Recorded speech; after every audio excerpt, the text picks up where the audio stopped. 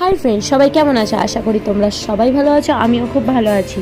তো আমার মিনি ব্লগে আর একবার তোমাদের ওয়েলকাম জানাই। তো আজকে আমি সকাল সকাল ঘুম থেকে উঠে গেছি। ঘুম থেকে উঠেই ফার্স্টে আমি স্নান টান করে রেডি হয়ে গেছি। তখন আমি ভাবছিলাম যে আমি এক জায়গায় যাবো, সেটা তোমাদের ভিডিও শেষ পর্যন্ত থাকতে হবে, তখনই জানতে পারবে কোন জায়গায় যাব। তো আমি ঘুম থেকে উঠেই ফার্স্টে রেডি হলাম।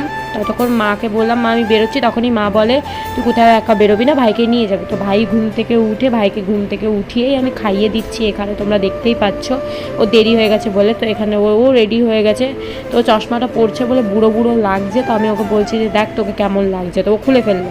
তারপর আমি এই যে রেডি হয়ে বেরিয়ে গেছি। তখনই ভাই বলে যে দি এটা একটু পরে দেখা। তো আমি পরলাম।